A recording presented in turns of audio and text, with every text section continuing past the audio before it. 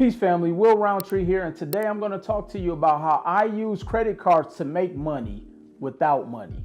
That's right, you heard me correctly. How I use these. These are my credit cards. This is actually one of my books, and I like to call this my bank. And in this bank are nothing but credit cards, from personal credit cards to business credit cards to credit cards for my business lines of credit and etc.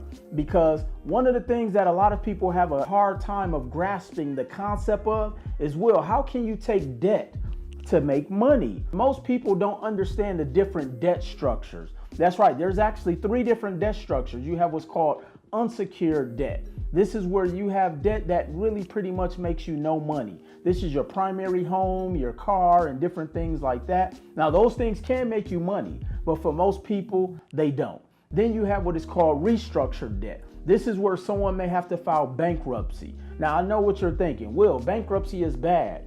Bankruptcy is only bad when you're filing it for no reason. Bankruptcy is only bad when you're filing it for that late credit card payment. That's right, that actually happens. Bankruptcy is only bad when you file it because you thought you could bankrupt your student loan debt. No, you can't.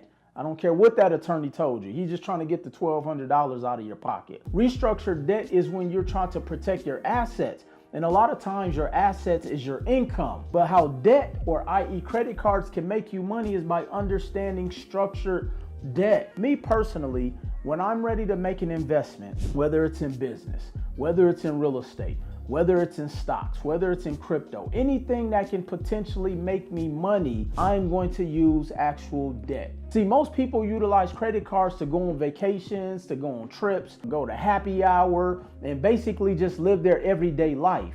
But when you understand how debt can actually make you money without using any of your own money out of your pocket or your bank account, you start to understand the power of leveraging credit or leveraging debt. Because most people don't understand that concept, they think they have to save money. Now, you can, but I teach a lot of the people who I work with to utilize your cash for in case of emergency break glass type of situations. Let's take 2 individuals. One person who has no money, and the other person who has a good job and they're looking to get into their first investment property. Well, both individuals are looking to both invest in real estate. Take person A, and he's like, you know what? I'm gonna go out there and I'm gonna build up my credit. So we're gonna build up that person's credit. We're gonna help them set up a business, and we're gonna go out there and secure them a bunch of debts. That's right, debt can make you millions. And really that's i.e. credit in the form of personal credit cards, business lines of credit, installment loans. There's different types of debt, i.e. credit, that you can leverage. Then you take the person B who says, you know what, I'm gonna save my down payment for my investment property. I'm gonna save to start that business. I'm gonna save for whatever their end goal is. Now, here's the difference with the person A versus person B. Person A, here's some of the benefits of why people like to use debt. For one, as long as I have great credit, I can show proof of income, I have my business entity intact, I'm bank compliant, and all of the other data points and metrics that is needed to get approved from that particular bank. I can go to as many banks in North America and apply for credit. I can get multiple approvals. Now, let's say that process takes me 1 week to do because all of the other data points are in place. I'm able to get $50,000 in a week. How long would it take person B to be able to save $50,000? For most individuals, never in a lifetime. Well, let's take the average person's salary. Average salary is anywhere between $35,000 and $55,000. After you add in expenses, after you add in inflation, after you add in taxes, the average person doesn't even have enough money left at the end of the month to be able to save $50,000. Then we can take statistically that 55% of African American households have less than $500 in savings. So how is it even applicable to save $50,000? Person A already has a head start because they understand the power of debt. Now, let's just say you are able to save $50,000 in the bank. Here's what's gonna happen. 1, how long can you even let $50,000 sit in the bank? It's like having that $100 bill in your pocket. Once you break it for that 25-cent gum, you're gonna just go through it, and by the time you get home, You left the house with 100, but you come home with 100 pennies. That's the exact same thing that's going to happen when you have that 50,000 in your bank account. You start pinching off of it. You start living off of it. Let alone the bank fees, the transaction fees. You can't even get access to the full 50,000 from the bank without setting an appointment, because some banks don't even hold that much cash on premises. A ton of different reasons why sometimes having 50,000 in a bank, it's not even applicable, and you don't truly have 50,000 at the end of the month just after the fees they charge you for holding your money in that bank. Going back to person A, because I'm able to use debt, you don't pay taxes on it. As I mentioned, in 7 days, I went to several banks and I got 50,000 worth of credit. And so now I don't pay taxes on it. Secondly, once I use it and pay it back, that 50,000 is available again. Getting into the actual topic of this video, how I use my credit cards to make money without money. See, person A, let's say they had no money, but because they had great credit, because they had a business in place, because their business was bank compliant, because they met all of the data points, because they met all of the business metrics to get approved, because they were personally mentored by me.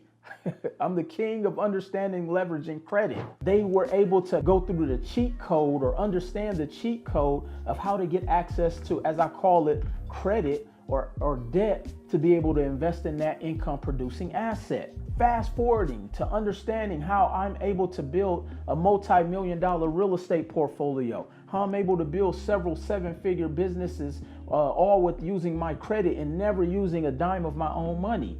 So imagine being able to have multiple entities, going to the bank and getting multiple lines of credit, multiple credit cards, and now being able to invest in a piece of real estate, invest in a business. And so let me give you an example. So let's say there's a property for $100,000. I'm going to go and use my bank and pull what are called the soft costs. So whether that's your down payment, your closing costs, your appraisal costs, and etc. Typically with an income producing investment property, you're going to need about 20% down for $100,000. Then after closing costs and inspection fees and appraisal fees, let's say you need about $25,000 on a $100,000 property, because again, you need 20% down, and then of course your other costs. I have a line of credit, or I have several lines of credit that I'm actually able to withdraw from.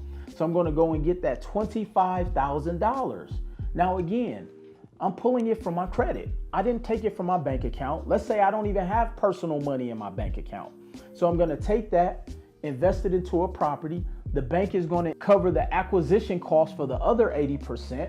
But here's the thing, and why people don't understand wealth building strategies. That $100,000 property is paying me rental income every single month of $1,000. So that $1,000 is not only going to cover the cost of the soft cost from the debt, but it's also going to cover the mortgage, which is also debt. But then it's also giving me a percentage or a return on my money every single month, where I'm walking away with $200, $300, maybe $300 to $400 a month. So I'm actually net positive every single month, even though I use debt. And that strategy is applicable in multiple different scenarios. Let's say you're looking to grow your marketing and you need to spend an average of $3,000 per month. Your average ticket price is, let's say, $1,000. Now, a good marketing campaign, you want it to run at least 90 days. So if we take $3,000 over the course of 90 days, which is 3 months, that is $9,000. You set aside that $9,000 that you're taking from your debt, which is tax-free.